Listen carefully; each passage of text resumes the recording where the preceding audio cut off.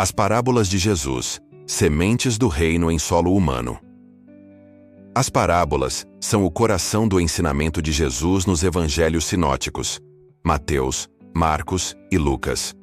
Longe de serem meras fábulas ou ilustrações simples, são narrativas engenhosas tiradas do cotidiano, da semeadura da pesca do trabalho doméstico de banquetes e de relações sociais, para transmitir verdades profundas e muitas vezes provocativas sobre o reino de Deus. Uma parábola funciona como uma comparação.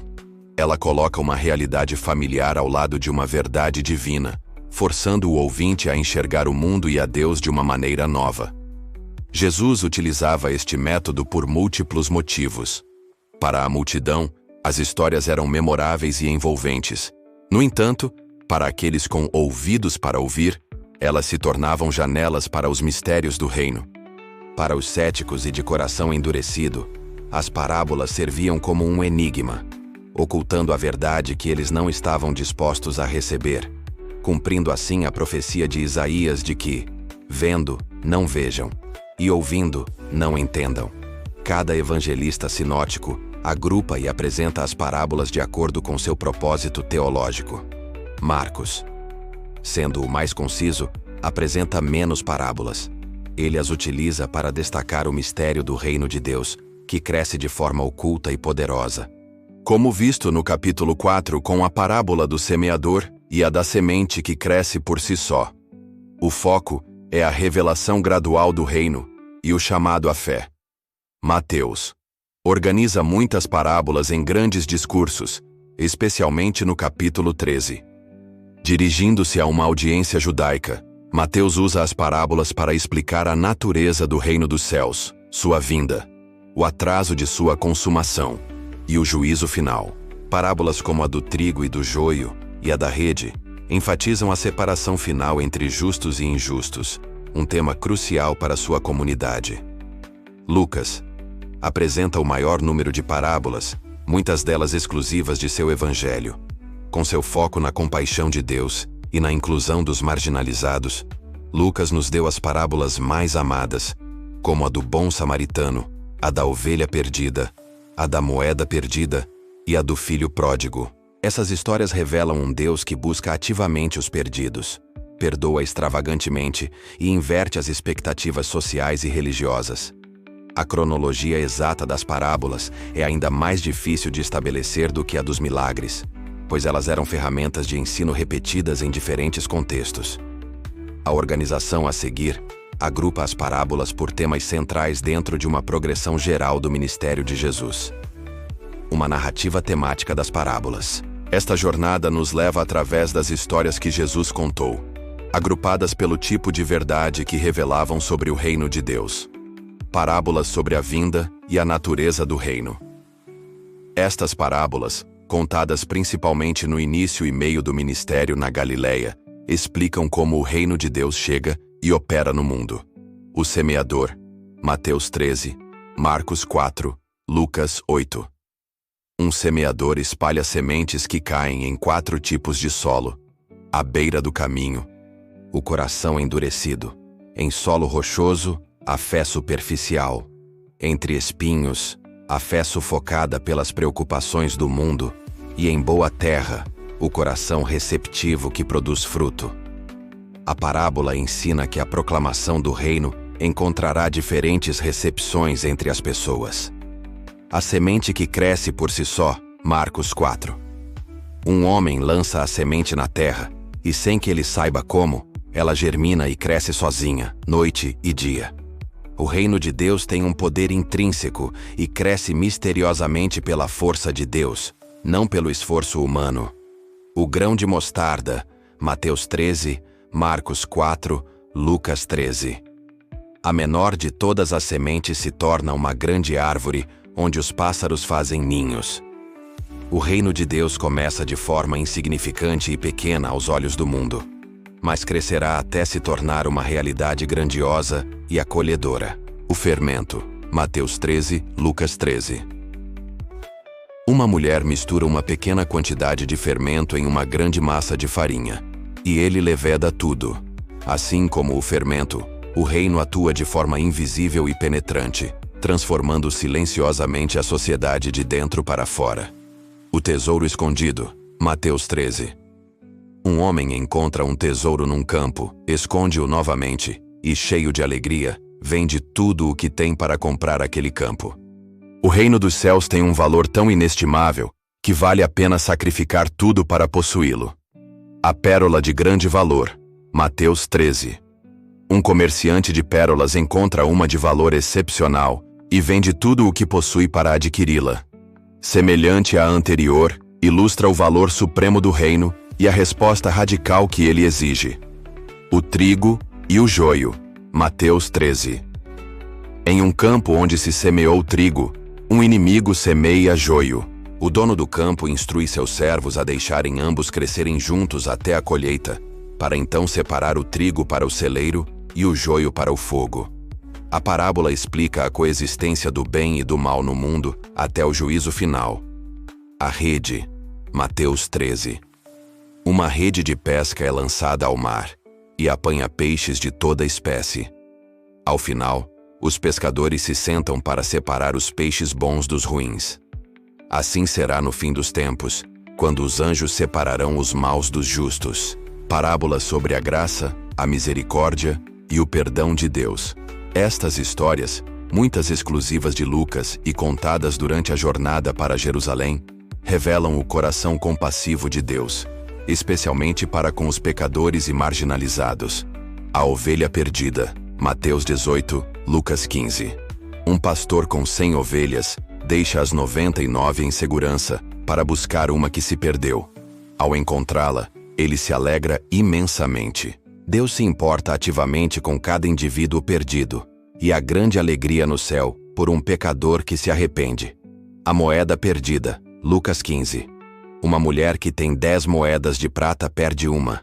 Ela acende uma lâmpada, varre a casa e a procura diligentemente até encontrá-la, celebrando com suas amigas. A parábola reforça a imagem de Deus buscando diligentemente os perdidos. O filho pródigo, ou pai misericordioso. Lucas 15.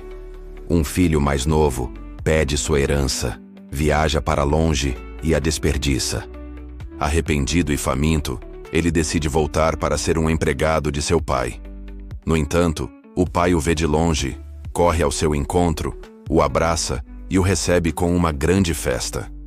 A história é uma poderosa ilustração do perdão incondicional e da graça extravagante de Deus, e também aborda o ressentimento do filho mais velho, que representa a atitude dos fariseus.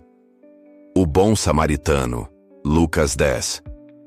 Questionado sobre quem é o meu próximo, Jesus conta a história de um homem espancado por ladrões. Um sacerdote e um levita passam de longe, mas um samaritano, um povo desprezado pelos judeus, sente compaixão, cuida de suas feridas, o leva a uma hospedaria e paga por seus cuidados. O próximo não é definido por raça ou religião, mas por quem age com misericórdia. O credor incompassivo. Mateus 18. Um servo que teve uma dívida impagável perdoada por seu rei se recusa a perdoar uma dívida minúscula de um conservo, mandando-o para a prisão. Ao saber disso, o rei entrega o servo incompassivo para ser torturado. A parábola ensina que, tendo recebido o imenso perdão de Deus, somos chamados a perdoar os outros da mesma forma. O fariseu e o publicano. Lucas 18. 2 homens sobem ao templo para orar. O fariseu se gaba de sua justiça própria, enquanto o publicano, cobrador de impostos considerado pecador, bate no peito, pedindo misericórdia a Deus. Jesus afirma que o publicano voltou para casa justificado, e não o fariseu, ensinando sobre humildade e o verdadeiro arrependimento. Parábolas sobre a oração e a resposta humana.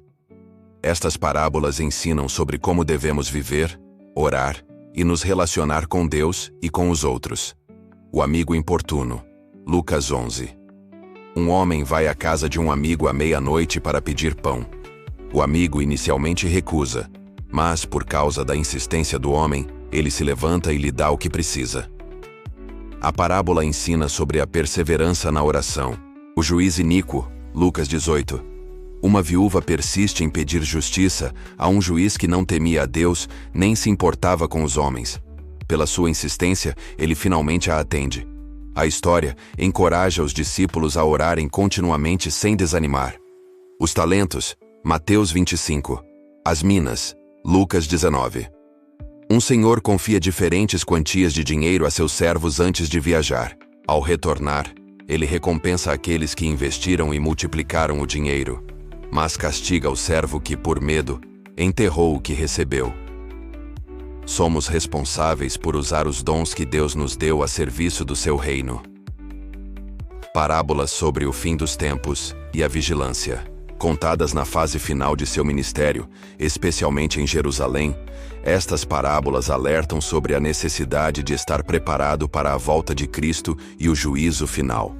As 10 virgens, Mateus 25. 10 virgens esperam pelo noivo para um casamento. 5 são prudentes e levam azeite extra para suas lâmpadas. 5 são insensatas e não levam.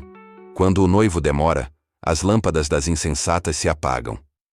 Enquanto elas vão comprar mais azeite, o noivo chega e as prudentes entram para a festa.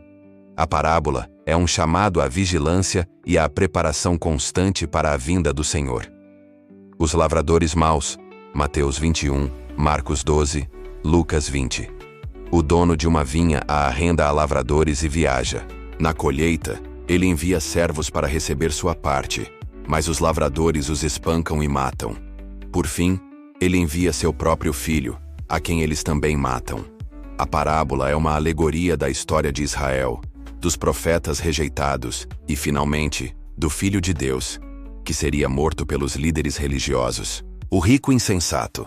Lucas 12. Um homem rico tem uma colheita tão grande que planeja construir celeiros maiores para acumular sua riqueza e viver tranquilamente.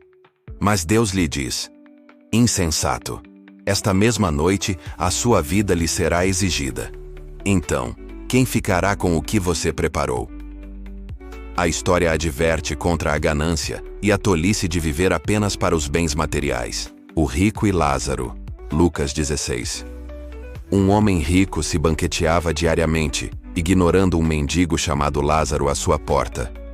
Após a morte, Lázaro é levado para junto de Abraão, enquanto o rico vai para o Hades em tormento. A parábola ensina sobre as consequências eternas da falta de compaixão e do materialismo. As histórias que transformam o mundo. As parábolas de Jesus são uma das heranças mais preciosas e duradouras do cristianismo. Com uma genialidade pedagógica, ele usou o concreto para explicar o abstrato, o terreno para revelar o celestial. Elas não são simples histórias com uma moral. São armadilhas para a imaginação, que nos convidam a entrar na narrativa e a nos posicionarmos diante da mensagem. Elas nos revelam o caráter de Deus. Um pai que busca os perdidos, um rei que perdoa dívidas impagáveis, um semeador generoso. Elas definem a natureza do reino.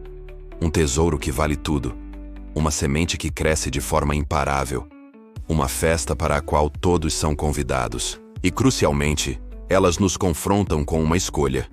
Seremos o solo fértil ou o caminho endurecido? O servo fiel ou o incompassivo? A virgem prudente ou a insensata? Através dos relatos de Mateus, Marcos e Lucas, essas histórias milenares continuam a desafiar, consolar e transformar, provando que uma simples semente de narrativa plantada no solo do coração humano pode de fato germinar e produzir frutos para a eternidade. Se você tem gostado dos nossos vídeos, dê o seu like, se inscreva no canal e compartilhe nosso conteúdo.